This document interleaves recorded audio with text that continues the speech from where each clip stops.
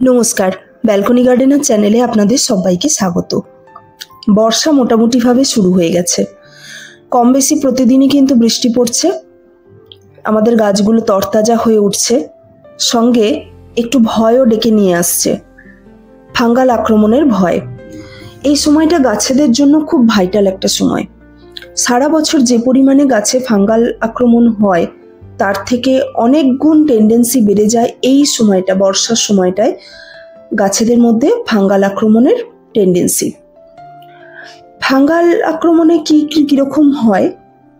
কখনো হয় যে কাণ্ড পচে যাচ্ছে, গাছের ছালটা শুকিয়ে যাচ্ছে, শিকড় পচে যাচ্ছে, হঠাৎ করে গাছ নেতিয়ে পড়ছে, গাছের নিচের দিকের পাতাগুলো দেখবেন পচে পচে যাচ্ছে, কালো কালো হয়ে যাচ্ছে, শুকিয়ে যাচ্ছে। যারা গোলাপ গাছ করেন তাদের ক্যাঙ্কার রোগ হয়, ডাইব্যাক রোগ হয়, জবা গাছেও ডাইব্যাক রোগ হয়। এরকম এই যে রোগগুলো, এগুলো সবই কিন্তু ফাঙ্গালের কারণে হয়, ফাঙ্গাল অ্যাটাকের কারণে হয়। সারা বছর ফাঙ্গিসাইড স্প্রে করার কথা আমি অন্যান্য ভিডিওতেও বলেছি, এই ভিডিওতেও বলছি। সারা বছর যেমন ফাঙ্গিসাইড স্প্রে করবেন, তেমনি মাটিতে মেশানো এক বিশেষ ফাঙ্গিসাইডের কথা কিন্তু আমি আগে দেখিয়েছি, এবং আজকে যেটা নিয়ে বিশেষ করে আলোচনা, শুধু ওই একটি ফাঙ্গিসাইড নিয়েই কিন্তু আজকে আমরা আলোচনা করব। সে ফাঙ্গিসাইডটার নাম হচ্ছে ট্রাইকোডার্মা ভিরিডি। ট্রাইকোডার্মা ভিরিডি আসলে নিজেই একটা ছত্রাক, নিজেই একটা ফাঙ্গাস, জীবন্ত একটা ছত্রাক। এই ছত্রাক কিন্তু উপকারী ছত্রাক, যেটা অপকারী ছত্রাকদের দমন করতে সাহায্য করে। মানে অনেকটা কাঁটা দিয়ে কাঁটা তোলা বা বিষে বিষে বিষক্ষয় যেমন আমরা বলি, ঠিক সেই রকম। এটা পাওয়া যায় এরকম একটা সাদা পাউডার ফর্মে অথবা একটা লিকুইড ফর্মে, দু রকমের পাওয়া যায়। আমি মোটামুটিভাবে এই সাদা পাউডার ফর্ম যেটা পাওয়া যায় এটাই ব্যবহার করি। আজকে এইটা নিয়েই আলোচনা করব, ট্রাইকোডার্মা ভিরিডি। গাছে ফাঙ্গাল আক্রমণ দু রকম ভাবে হয়, একটা বাতাসের মাধ্যমে আর একটা হচ্ছে মাটির মাধ্যমে। ট্রাইকোডার্মা ভিরিডি হচ্ছে এমন একটা উপকারী জীবন্ত ছত্রাক যেটা এই দুটো মাধ্যম থেকেই ফাঙ্গাল অ্যাটাক থেকে গাছকে রক্ষা করতে পারে। ট্রাইকোডার্মা আসলে একটি বায়োকন্ট্রোল এজেন্ট। যতগুলি বায়োকন্ট্রোল এজেন্ট আছে তার মধ্যে এই ট্রাইকোডার্মা এবং সুডোমোনাস ফ্লোরেন্স এই দুটো হচ্ছে সব থেকে পরিচিত। ট্রাইকোডার্মা কিভাবে কাজ করে? ট্রাইকোডার্মা পরজীবী হিসেবে খারাপ যে সমস্ত ফাঙ্গাস তাদের শরীরে বাসা বাঁধে, তারপর সেখানে গিয়ে একটা গার্ডওয়াল তৈরি করে। গার্ডওয়ালটা এই কারণে তৈরি করে যে যাতে ওরা আর ছড়াতে না পারে। এবং ট্রাইকোডার্মার মধ্যে একটা বিশেষ ধরনের এনজাইম থাকে যেগুলো ওই অপকারী যে সমস্ত ফাঙ্গাসগুলো আছে তাদের কোষকে ভেঙে দিয়ে সেই সমস্ত ছত্রাককে, ফাঙ্গাসকে একদম মেরে ফেলে। এবং মাটিতে কি করে না, মাটিতে অ্যান্টিবায়োটিক তৈরি করে যাতে নতুন করে আর কোনো ফাঙ্গাস আক্রমণ না ঘটাতে পারে। Trichoderma fungus, bacteria, abiotic factor যেগুলো মাটির মধ্যে থাকে তাদের সঙ্গে লড়াই করে মাটিকে পরিশুদ্ধ রাখে এবং মাটিকে ছত্রাক মুক্ত রাখে, যাতে গাছ খুব ভালোভাবে বেড়ে উঠতে পারে। ট্রাইকোডার্মা যেমন অপকারী ছত্রাক, অপকারী ফাঙ্গাস, ব্যাকটেরিয়া এদের এগেনস্টে লড়াই করতে পারে, তেমনি কিন্তু যারা উপকারী তাদেরকে আবার তাদের সঙ্গে কিন্তু বন্ধুর ভূমিকা পালন করে। ছোটবেলায় আমরা রাইজোবিয়ামের কথা পড়েছিলাম। এই ট্রাইকোডার্মা ভিরিডি কিন্তু রাইজোবিয়ামের একটা বন্ধু, কারণ রাইজোবিয়াম যা বাতাস থেকে নাইট্রোজেন গ্রহণ করতে সাহায্য করে গাছকে, তাদেরকে উৎসাহ দেয় এবং গাছ তার প্রয়োজন অনুযায়ী নাইট্রোজেন বাতাস থেকে সংগ্রহ করতে পারে এই রাইজোবিয়ামের মাধ্যমে। এবার প্রশ্ন হলো যে সাধারণ যে সমস্ত ফাঙ্গিসাইড তাদের সঙ্গে ট্রাইকোডার্মার পার্থক্য কোথায়? প্রথমত, যে সমস্ত ফাঙ্গিসাইডগুলো আমরা ব্যবহার করি, সেটা অ্যামিস্টার টপ হোক, রেডিমিল গোল্ড হোক, সাব পাউডার হোক, যেগুলোই হোক, সেগুলো সবই হচ্ছে কেমিক্যাল।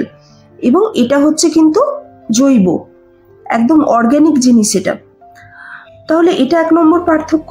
আর 2 নম্বর হচ্ছে যে এই যে সমস্ত কেমিক্যাল ফাঙ্গিসাইডগুলো আমরা ব্যবহার করি সেগুলো সাধারণভাবে কি হয়, জলের সঙ্গে আমরা গুলে স্প্রে করি এবং এতে জলে দ্রবীভূত হওয়ার পরে এই সমস্ত ফাঙ্গিসাইডের কার্যক্ষমতা কিন্তু অনেকটা কমে যায়। আর এই ট্রাইকোডার্মা ভিরিডি একে যদি আমরা এমন কোনো খাবারের সঙ্গে মিশিয়ে দিই যে খাবারে কার্বন আছে, তাহলে কিন্তু এর কার্যক্ষমতা তো কমবেই না, উল্টে আরো বাড়তে থাকবে এবং বছরের পর বছর ধরে চলবে। এবার প্রশ্ন হচ্ছে যে ট্রাইকোডার্মার উপযুক্ত তাহলে কার্বনযুক্ত খাবার কি? এটা গোবর সার হতে পারে কিংবা ভার্মি কম্পোস্ট, আপনার কাছে যেটা অ্যাভেলেবেল থাকবে সেটা ব্যবহার করবেন। আমার প্রত্যেকটা গাছে কিন্তু ট্রাইকোডার্মা ভিরিডি দেওয়া আছে, যার ফলে আমার গাছ একদম সতেজ তরতাজা দেখতে পাচ্ছেন।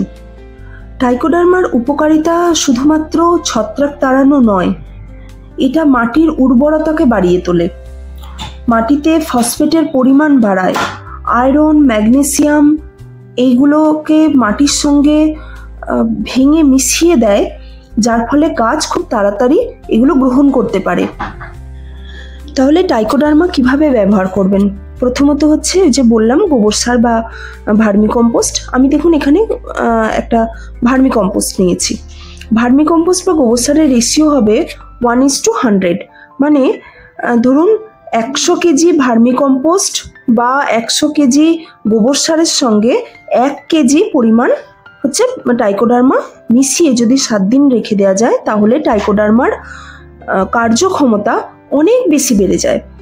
এখানে দেখুন আমি আপনাদের দেখানোর জন্য শুধুমাত্র এই অল্প পরিমাণ একটু ভার্মি কম্পোস্টের সঙ্গে ট্রাইকোডার্মা মেশাচ্ছি। সব থেকে ভালো হয় যখন চারা গাছ বসাবেন তখন যদি মাটির মধ্যে ট্রাইকোডার্মা ভিরিডি যদি মিশিয়ে নিতে পারেন তাহলে খুব ভালো হবে। যদি সেই সময় না মিশিয়ে থাকেন তাহলে এইভাবে ভার্মি কম্পোস্টের সঙ্গে মিশিয়ে রাখতে পারেন বা গোবর সারের সঙ্গে মিশিয়ে রাখতে পারেন, যেটা টবের মাটিতে ছড়িয়ে দেবেন। যদি জলে দেন, জলে গুলে যদি ব্যবহার করেন তাহলে 1 লিটার জলে 10 গ্রাম মতন গুলে ডাইরেক্ট গাছের মাটিতে মানে গাছের গোড়ার মধ্যে কিন্তু এটা দিয়ে দেওয়া যায়। এর যে লিকুইড ফর্মটা পাওয়া যায় ট্রাইকোডার্মা হার্জিনিয়াম, সেটা স্প্রে করা যায়। সেটা মোটামুটিভাবে ওই ধরুন 5 ml, 5 ml 1 লিটার জলের মধ্যে গুলে ভালো করে গাছকে যদি স্প্রে করে দেওয়া যায় তাহলে কিন্তু একই রেজাল্ট দেয়। তবে মাটির মধ্যে মিশিয়ে দেওয়াটা হচ্ছে সব থেকে ভালো। আরও একভাবে ট্রাইকোডার্মা ব্যবহার করা যায়, সেটা হচ্ছে ট্রাইকোডার্মা পাউডারকে ডাইরেক্ট যদি গাছের গোড়ার মধ্যে ঢেলে দেওয়া যায়, ছড়িয়ে দেওয়া যায়, তাহলে কিন্তু রেজাল্ট পাওয়া যায়, ভালো পাওয়া যায়।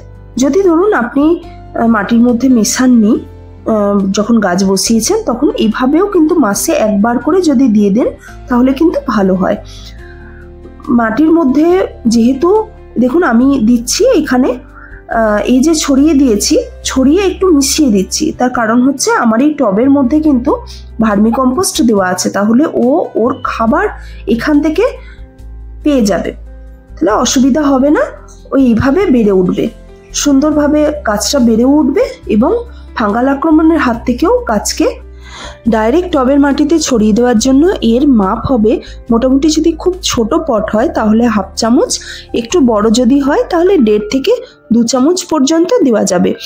এটা ক্ষতি কিছু করে না, যেহেতু এটা অর্গ্যানিক প্রোডাক্ট, তাই এটা যদি একটু আপনি বেশিও দিয়ে ফেলেন তাহলে খুব ক্ষতি কিছু করবে না। তবে মাসে 1 বারের বেশি এটা ব্যবহার করবেন না। ট্রাইকোডার্মা যখন গোবর সার বা ভার্মি কম্পোস্টের সঙ্গে মেশাবেন তখন একটু গুড় মিশিয়ে দেবেন, তাহলে রেজাল্টটা অনেক বেশি ভালো পাবেন। একটু গুড় মিশিয়ে মোটামুটিভাবে ঢেকে রেখে দেবেন, 7 দিন রেখে দেবেন, ভালো রেজাল্ট পাবেন এবং রোদ লাগাবেন না এতে। আর আরেকটা জিনিস মনে রাখবেন যে ট্রাইকোডার্মা ভিরিডি ব্যবহারের মোটামুটিভাবে 7 দিন আগে এবং 7 দিন পরে কোনো কেমিক্যাল সার ব্যবহার করবেন না। ভিডিওটা যদি ভালো লাগে তাহলে লাইক করতে এবং বন্ধুদের সঙ্গে শেয়ার করতে ভুলবেন না। যদি গাছ সংক্রান্ত কোনো রকম কোনো প্রশ্ন থাকে তাহলে কমেন্ট বক্সে প্রশ্ন করুন, আমি যথাসাধ্য চেষ্টা করব আপনাদের উত্তর দেওয়ার জন্য। এবং আপনারা কি কখনো ট্রাইকোডার্মা ভিরিডি ব্যবহার করেছেন? যদি ব্যবহার করে থাকেন আপনাদের কি অভিজ্ঞতা সেটাও কিন্তু আমাকে কমেন্ট বক্সে জানান। চ্যানেলটা এখনো পর্যন্ত সাবস্ক্রাইব না করে থাকলে সাবস্ক্রাইব করবেন, পাশে থাকা বেল আইকনটা প্রেস করে দেবেন, তাহলে আমি যে কোনো ভিডিও দিলে সেটা আপনাদের কাছে নোটিফিকেশনটা তাড়াতাড়ি পৌঁছে যাবে। সম্পূর্ণ ভিডিওটা দেখার জন্য অনেক অনেক ধন্যবাদ।